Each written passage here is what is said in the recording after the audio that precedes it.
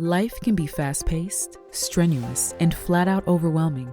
Life transitions and taboo topics can make it hard to catch your breath. Welcome to Breathe, a podcast that enables you to slow down, get your bearings, and engage in real conversations where no topic is off limits. Breathe is presented by Breath of Life, hosted by David Person and speaker-director Pastor Debleaire Snell. Welcome to Breathe. I'm David Person, and it is good to see you. Hey, check this out. Come on. Hey, we match it. Swag. Yeah. Breathe here, man. Yeah. Listen. I can see the messages this coming in This is the already. new official uniform of the Breathe podcast. Yes. Pastor Debleaire Snell, Hey. thank you for this, brother. Yes, sir. Appreciate this. Well, listen, I want us to be equally yoked. Come That's on. what I want Come us to be equally yoked, and now we are. So we've been talking about it for a little while, and now that it's getting cool, weather's changing, we Very- kind of shake it up a little bit. And look, even in the studio, Mm-hmm. it's a little chilly. a little chilly. Yeah, it is. You're right, It actually. is. Yeah, It is. Yeah, all of us rocking the hoodies. Come, today. hey, man. Yeah. We got the hoodie. Yeah, Yeah. Pastor Nugent, too. Thank you, sir. Yeah. Thank you, sir. What does it say across the top there? What's that top line? The real? What does it say? Real conversations Real about conversations. God, faith, and culture. Love it. Mm-hmm. Love it.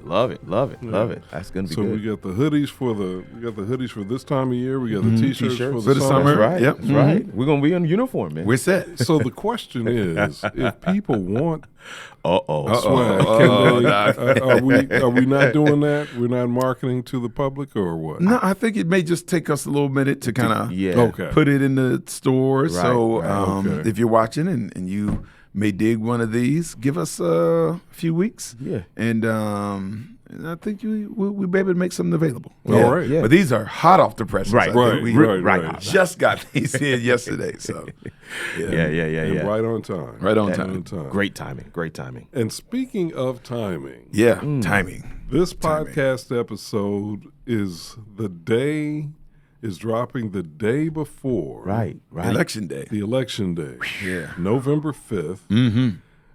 Some say that this is the most important election of our lifetime. Of our lifetime. Mercy.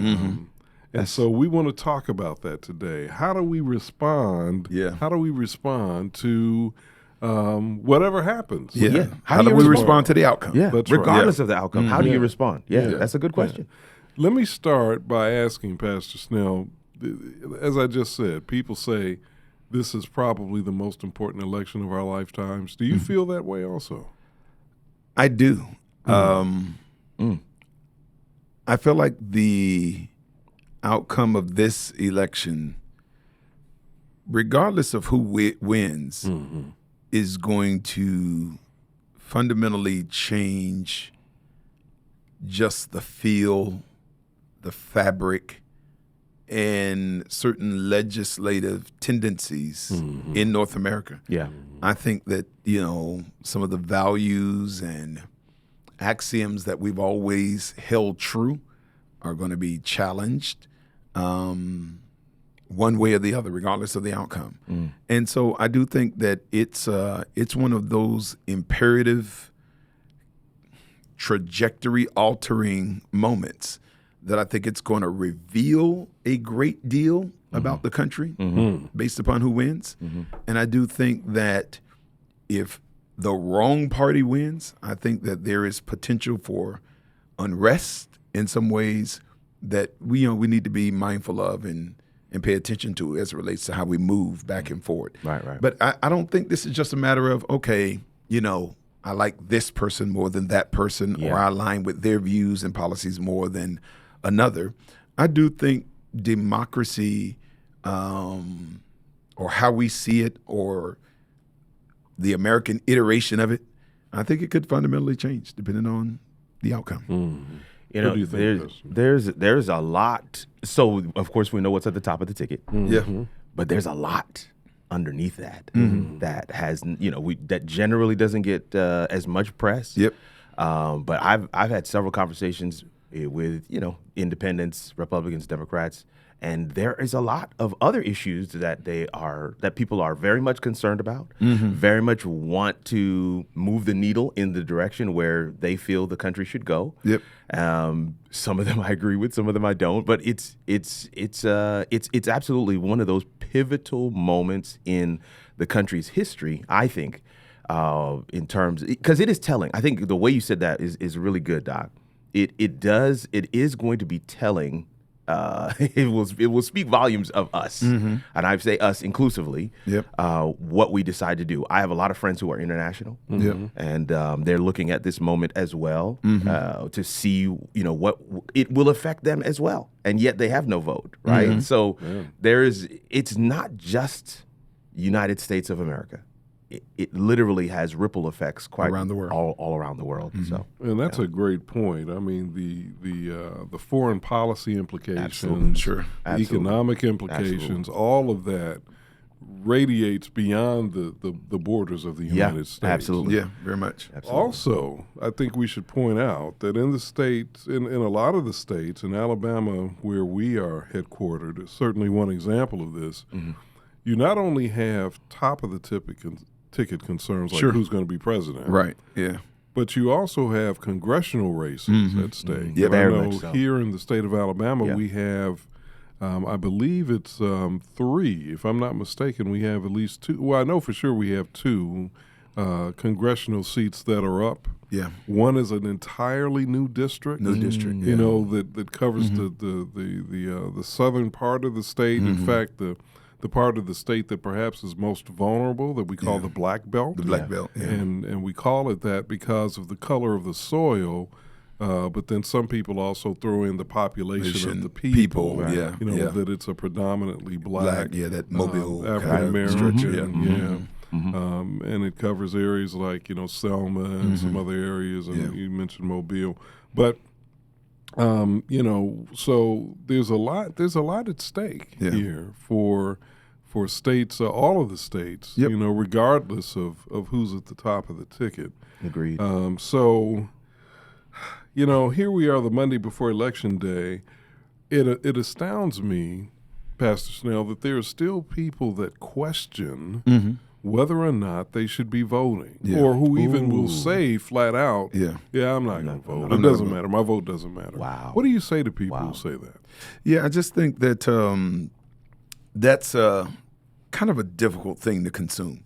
If I could just start really if I could talk a little bit more directly to the African American community. Yeah. I think that, we have had an experience where there has actually been legislation, things put in place, whether it's Jim Crow or even practices like redlining that still exists unto this day, where there have been things impaneled by law that have been designed to keep African Americans as Joe Clark called it, a permanent underclass. Mercy. And so I think that even when you look at the tremendous opposition to giving African Americans, the right to vote, or even the different measures that have been taken in recent years to just remove some of the things that, make it a little easier for people of color to vote, I think that says all you really need to hear in terms of, knowing how important or how significant it is. Yeah. Or even when you just look at the certain tenets of the right to vote legislation that has been gutted in the last 4 to 5 years, I think it speaks volumes to the significance of it. And I just think even when we look at the sacrifices that ancestors made for certain liberties, I just think even if you kind of have a little voter fatigue or apathy and you feel like it's indifferent, I do think that just the sacrifice that forefathers made kind of says, listen, I have a responsibility to those who went before me. And even if you're not African American, there are still many that went before us to say, hey, these are inalienable rights, that are critical to democracy.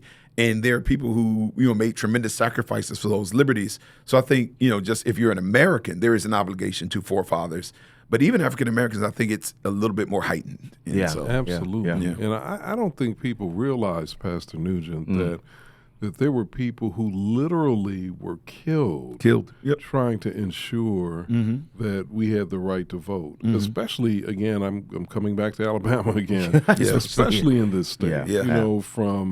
From Viola Liuzzo and the Reverend Jonathan Edwards or Jonathan Daniels, I'm sorry, to people like Jimmy Lee Jackson.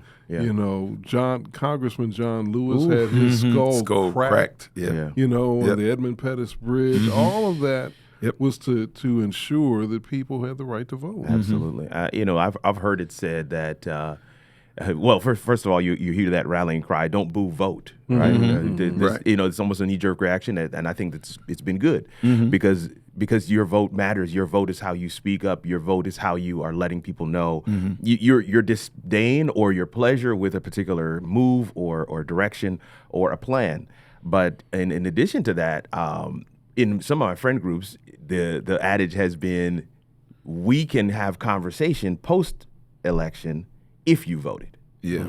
If you didn't vote, I don't necessarily want to talk with you. Yeah, that's true. I mean, listen, I'm not saying this is what others should adopt. I'm just telling you what has been in my circles. We can have all the conversation we want if you voted. Yeah. But if you didn't vote, we don't want to talk with you. Don't want to talk to you. Yeah. That's I'm just that's right. I don't vote for whoever you want to vote for. Right, but if you want to be part of the conversation, then you need to go take the day off, whatever you got to do, get in the line, do whatever you needed to get the early ballot, whatever it is, and vote so that you can be part of the conversation. Sure. Yeah. This is like the old adage that says, if you're not at the table, you're on the menu. That's kind of really what it boils down to. No, really. And we have a responsibility because we do have the opportunity to vote. We do have the opportunity to vote. So. If we all looked at it from that perspective of, well, it's not going to make a difference. It was just one vote. I'm in a state that's not going to matter. Right. No. You have the opportunity to vote. You should exercise that opportunity. Now, we're all on the same page here on that. But there are people who will say, well, isn't God in control? Right. So if God is in control, then what does it really matter what I do? Yeah. So, and I never try to be in the habit of like quoting myself, but there's a sermon that I shared probably about a month and a half ago called "Be Careful What You Ask For," and it is based on 1 Samuel chapter 8. When Israel came to Samuel, they were tired of his leadership. He was just too godly. They wanted a little bit more liberty. And they wanted to reflect the values of the foreign nations, and they demanded a king. And it was amazing because Samuel actually came before God distraught that they would make this request. And God was like, no, give them what they asked for. And it was amazing because God said, just give them this warning that, if you assign a king, this is what he's going to do. Yep. He's going to make life about himself. Yep. He's going to take, a tenth of your grain and all this, and he's going to give it to his servants. Mercy. He's going to put your kids in the military and make them fight his wars. He's going to take, your grain and a tenth of your olives and your flock. Yeah. He's going to give them to his servants and his friends, so on and so forth. And he says, and in that day, when you cry out, I am not going to listen to you. Wow. And what God essentially says to the prophet Samuel is that even as God, I'm going to yield to the will of the people. I am not going to inflict my will upon them. This is good. I'm not going to steer them against what they want. And the reason I think that's critical, because I think even as I was wrestling with that message, because we all kind of grew up, God sets up kings and kingdoms, God tears them down. Right. I do think that, and this is where I kind of create the parse in my mind, is I think God allows humanity, the vote, to determine the immediate outcome. I think providence is going to dictate the ultimate or prophetic outcomes. Right. So meaning no matter what we vote, Jesus is still going to come. Like no matter what we vote, you see what I'm saying? Yeah. Certain things are time of trouble. So it doesn't matter who the personality is. There are certain things that have just been scripted in. But what I'm saying is there is going to be immediate consequence for that vote, and we're going to have to live with that. And so even though God was in control of Israel, it was theocracy. Like God said. It wasn't Samuel. Right, Yeah. it wasn't Samuel. Yeah. Like he was just the judge, the arbiter or interpreter of the law, but God was king. Yes, right. And God said, listen, I'll step off Israel's throne, and I'll let you have what you want. And I just think that that's kind of what we've seen, whether it was in the age of a Stalin, a Hitler. Like, I think because what we essentially are saying is that God chose Stalin. or that God chose Hitler. If we say or that that, God yeah. chose Trump. Yeah, You see what I'm saying? Yeah. And that in some ways he is the author of oppression and genocide and so on and so forth. Mercy. Well, no, I just think that there are times where there are personalities that I think are raised up, and we kind of talked about it with the backing of dark principalities that have deceptive capabilities that can deceive the masses and move them in areas of atrocity and ugliness and hate. And I don't think God is the author of any of that. Mercy. And so I just think that, and it's amazing the way God lays that thing out. He's like, listen, the wrong king, he's going to take, you know what I'm saying, 10%. Yeah. And he's going to tax the nation in addition to the tithe. Yeah. And he's going to give it to his friends, the 1%. He says, he's going to take your livestock and your fields, your daughters. and he's going to give it to his servants and his friends. Mercy. Like the 1%. And it's amazing because God almost prophesied in some ways that, like, listen, the king is going to destroy the middle class. And it's going to be this small group of haves, and everybody else is going to have to get in where they fit in. Right. And so it's just amazing because God says, I'm going to yield to the will of the people.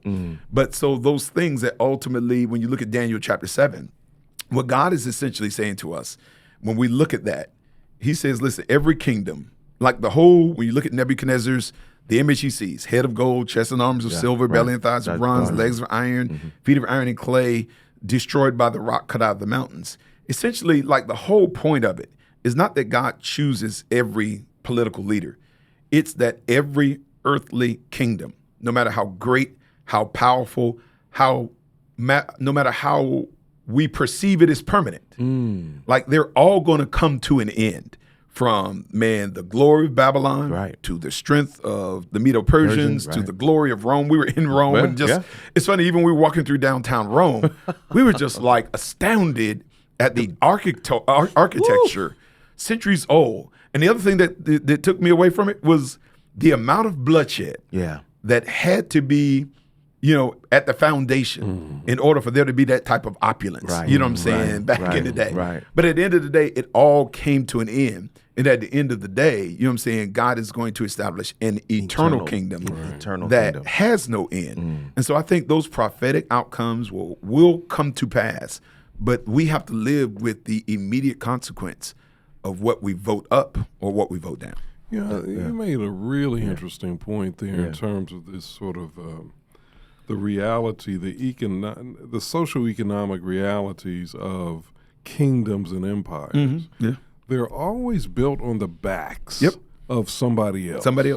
And that's part of the human condition. We don't, it's almost like we don't know how to create an equitable society where you can have,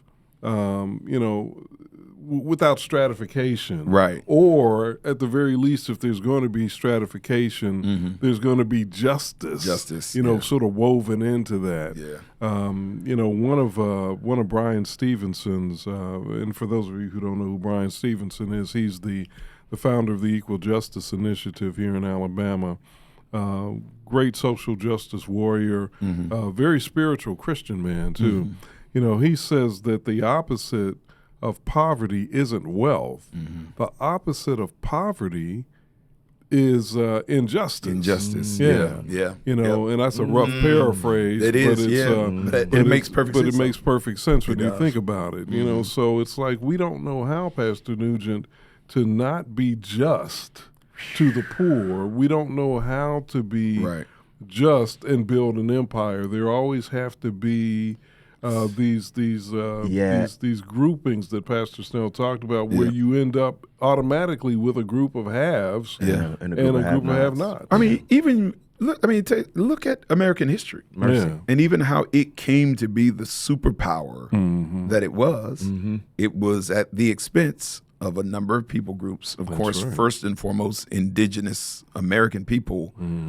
I mean, it's funny, we tend to be a more vocal minority, but when you look at what has been done to this group of people, I mean, the cruelty, it just makes you question everything that we call great in America. And then, of course, when you look at what has been done to people of African descent, or just generally poor people. It's funny because even when you look at where when Dr. King kind of made a shift into kind of what some would call the populist movement, where he just wasn't just so directly dealing with, issues that affected colored people. Right. What he turned was into kind of issues affecting poor or working class people. Yeah. Right. And even in Memphis at the sanitation strike where he was killed, it was because now he had broadened the issues and such that it was going to wake up poor people of across all the board. hues. Right. And that's when it was just like, okay, long as he was kind of he had kind of a niche movement.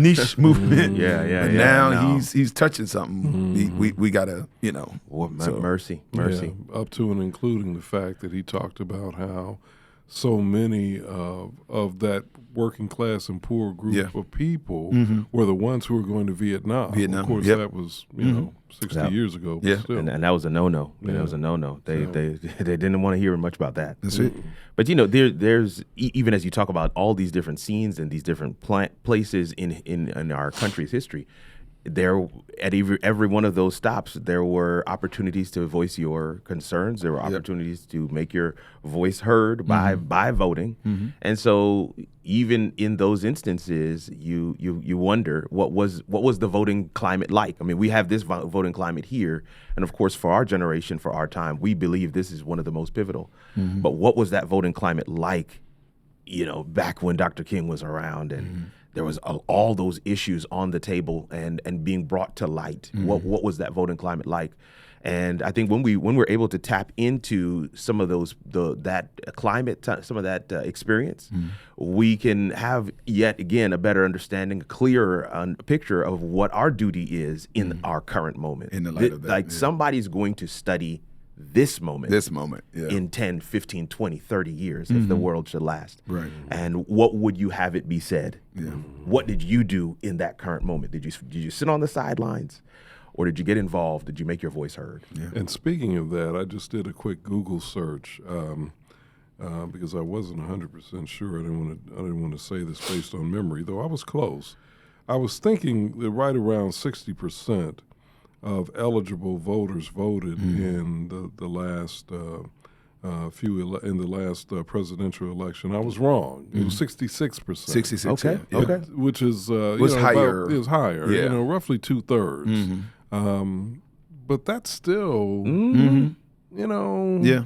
it's like, Of those eligible. why do we not have 100% of eligible voters voting? That's what it should be. It should be. I mean, I guess, I take people, I guess, at their word. Some just kind of feel like, so you kind of have some who feel kind of because God is in control, it kind of warrants me being absent from that process. But I've kind of heard a lot of people say, and, I have my different interpretations of what's beneath what they're saying. They just kind of feel like it's not consequential to their day-to-day life. I think there are a lot of people who actually do feel like, okay, the rhetoric, the news cycle, you remove that from the equation. I think there's some who just kind of feel like generally it does not impact or it has not had enough consequence on their day-to-day life to kind of move them one way or the other. Yeah. Yeah, I think you're right. And what they don't realize is that policies and laws are enacted by the people that you either don't vote for. Yeah. or in our case that we do vote for or not vote for. Yeah. And so then what happens is you're wondering, well, why is it that let's just take mass incarceration, for example. Right. Why is it that so many people have been locked up for, let's just say, marijuana possession? They're not trying to distribute it. They're not trying to be dealers. They're just people that smoke a joint. And we're not condoning that, obviously, but I think many of us would say, should we be criminalizing something like that? Or should we be criminalizing, people who are, whose real problem, the reason they're committing crimes is not really because they're criminals, but because they need help. They need They're help. addicts. Yeah. Or they have mental health issues. Mercy. Well, when you wonder why your family member's locked up, well, it's directly related to who you vote Who for you vote or for. don't vote Don't for. vote for. Directly. Yeah. They're creating the Directly policies and related. the Yeah. laws. Yeah. And they adjust them based Yeah. upon who wants to avoid consequence for said behavior. Yes. So like it's funny because like when you look at the amount of brown lives that have just been permanently Exactly. altered and interrupted because of possession, no intent to distribute, so on and so forth. Right. I mean, again, let's be honest with you. When we look at the legalization of marijuana, kind of those first states that led the charge, Washington State, Yeah. California, Yeah. those are not None of the above. right. Those are not. That's not where we live in abundance. Not you in know abundance, what I'm saying? And it's amazing because, like, in a number of years, it'll probably be legal across. Yeah. But when you look back at how many lives have been disrupted, how many people who could not find work, earn a living, purchase a house, so on and so forth. But because a certain group of the society says, "Listen, we want to do this." And we don't want there to be consequences for it. And now the laws are changed to accommodate that. Like all of that goes back to voting, who you're putting in, That's it. what you're voting for, what you're not voting for. That's it. Yeah. Well, I know we're almost out of time for this episode. What should we do if the candidate that we hope will win, whoever that may be for you, maybe your candidate of right. choice is in any particular race, because Breath of Life is nonpartisan. We don't endorse candidates. That's right. Yeah. But what do you do if your candidate doesn't win? Yeah, so I don't want to say this. So I just think we want to give everybody a moment. I guess everybody deserves a second to have their moment, right? To maybe be a little discouraged, despondent, so on and so forth. Honestly, there's a particular candidate. I'll be honest with you, if this person wins, I'll be a little bit, even though I'm a person of faith, I believe, I know God will have the final say of all things, but I'm a little anxious. I mean, there's one candidate, and I won't say who it is, but you'll be able to guess. I was telling somebody, I think it's like, it's the anxiety you would have if you get in an Uber and you see the person driving with just like 5 empty 40-ounce bottles. You know what I'm saying? In the passenger seat, you're kind of like, are they fit to be able to drive this car right now? And let me be clear, I'm not anti any one part. There's one particular candidate. I just think the person is just fundamentally unfit, and it'd be like, so it's like I know God is in control, but my Uber driver is completely intoxicated, and he's behind me. So I'm kind of like, I think I need to get out. yeah, I'm kind of like, so I think there's that kind of angst that some people will have, Right. Yeah. But I just think at the end of the day, that's where I do think kind of your individual faith kicks in the sense of, so this is what I think each and every one of us has to do. I think sometimes, so this is the one thing I'll probably say. So we talk about things being worse now than they've ever been, and this is the most tense it's ever been, and this is the most, I do think there's a little hyperbole than that. So I think as people of color, like, and again, that's not everybody that's listening, but just we've gone through seasons either worse than what we're in now. You see what I'm saying? And so I think of like kind of what when Joshua and the children of Israel crossed the Jordan River, and God said, "Listen, when y'all go through, I want you to get these stones, and I want you to keep these stones, stack them up, so that whenever you pass that way, and the children say, what mean these stones?" The Ebenezer. Yeah, right. You can go back and say, this is where God opened or parted the Jordan River. And I just think that, when we, Ellen White makes a statement. She says, we have nothing to fear for the future, lest we forget the way in which God has led us in the past. And I just think that, there's probably going to be, half of the country is going to wake up extremely disappointed somewhere on the 6th or 7th or 10th, whenever it's ultimately called. Right. But I think at the end of the day, I think, all of us can kind of look back and see whether it was withering economies, seasons of war, racial unrest, police brutality. I think that, even though we had grief and lamentable sorrow and just real pain, I think we can see that God, individually, collectively, provided for us financially, gave us the strength to endure seasons of stress or COVID. I think we can kind of look back on the seasons we have survived and draw some strength about the uncertainty of the seasons that might be in front of us. And so even when I talk about a certain candidate, you know what I'm saying? That's kind of ultimately where I have to kind of settle and realize that, God has, kind of brought us a long way, sustained us through seasons of, because Solomon makes it clear there is actually nothing new under the sun, and what has been will be again. Yeah. And so I just think that, okay, if God kind of sustained us in different seasons under the sun, I'll trust God to sustain and be the author and governor of my life in the light of larger chaos that may abound in the world or in the culture. I love that. I love that. And there's hope there. There's plenty of hope right there where you landed. I want to pose a slightly different response to the question, because you said half the country's going to wake up upset. Yeah. Half of the country is going to wake up happy. Yeah. Right? True. And what I would ask of those who would wake up happy, regardless of who wins, is that you hold your candidate to what they said they were going to do, or don't disengage from the political process just because the major election is done. Yeah. I feel like that's the major issue that I keep on seeing. This cycle, 4 years. We have this big ramp up, and then everybody kind of just, okay, all right, that's over. I can go back to my regular life. News can go back to normal. I don't need to worry about these things anymore. And unless there's a headline or something that's big, we really aren't engaged anymore. And that to me is the problem. We have to be engaged in the democratic process for the entire season of a president's term.